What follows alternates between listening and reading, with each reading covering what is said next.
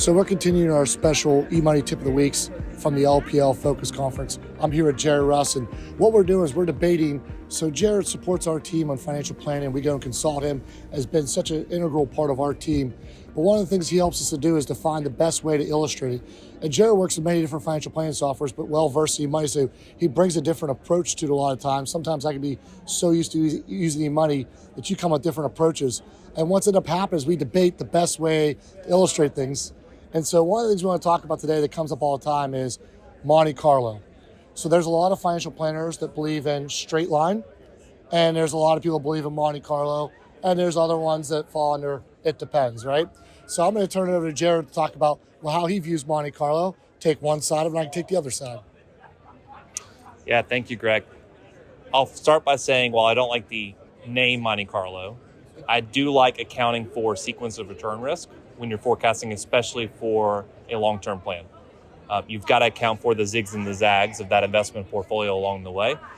Even if we average 6%, we're going to be up and we're going to be down, right? So I like Monte Carlo, and I like accounting for sequence of return risk. I think it's absolutely critical, but there are clients that you may be working with, or maybe a prospective client, who are a bit behind, and that's why they're coming to you. And it might be really difficult if we were starting and the first thing we showed them was a 0% probability of success. It's really difficult to turn that into a productive conversation where we can help them.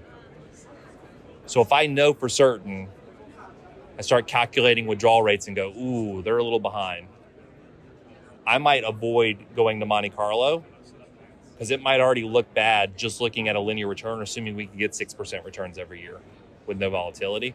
So I don't like to poke holes in the plan, even if we're talking about insurance, for example, until I know for certain that we've buttoned up the cash flow, that we have a good savings rate, that we're accumulating the right amounts. So I like Monte Carlo.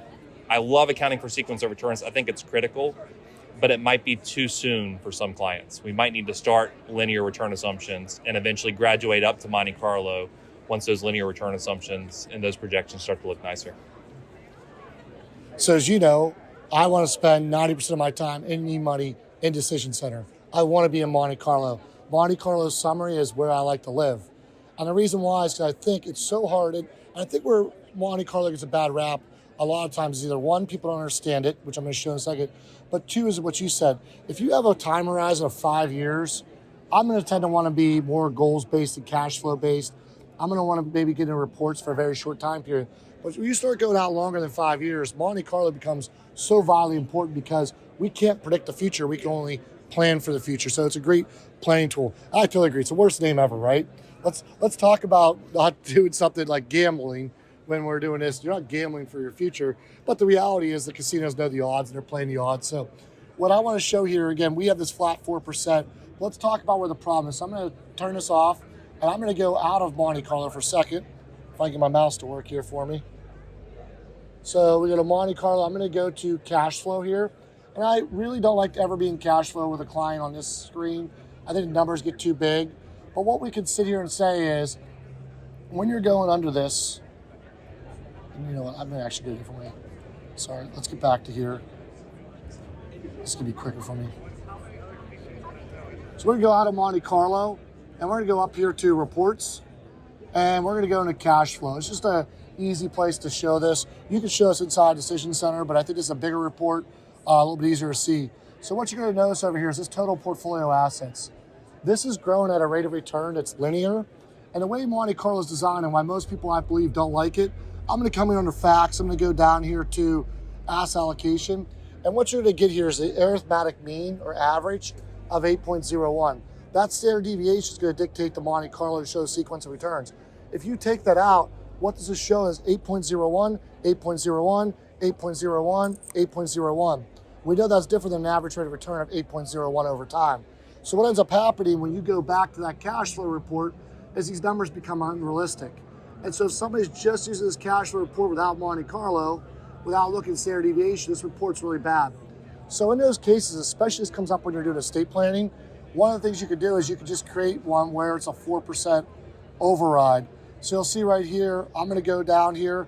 I built one called LPL Focus, since that's where we're at. So we have this turned on real quick.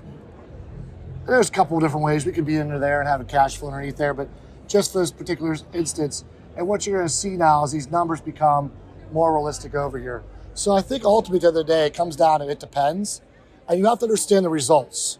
Because if you go flat 4%, what this is going to do now is inside of Monte Carlo, it's not going to Monte Carlo it. It's going to show that flat 4%. So if you go to Monte Carlo summary, it's going to ruin everything, which I believe is the real power of eMoney compared to other competitors, is the way that decision center is set up and the way that it illustrates it. So I think at the end of the day, it's not Monte Carlo versus not Monte Carlo. It depends, right? It depends. Absolutely. Well, Jared, it's been fun going through and debating some of these topics, and you and I are going to continue to debate these forever. But if you have a feeling on Monte Carlo, we'd love to hear why you use Monte Carlo, why you don't use Monte Carlo. Feel free, if you're on LinkedIn, to send me a message or send me an email. I would love to hear from you and other planners of what resources you're using. We hope this tip helped educate and empower you to do more plans for your clients so that you can impact more lives through financial planning. If you have some great tips we don't know about, we'd love to hear about them.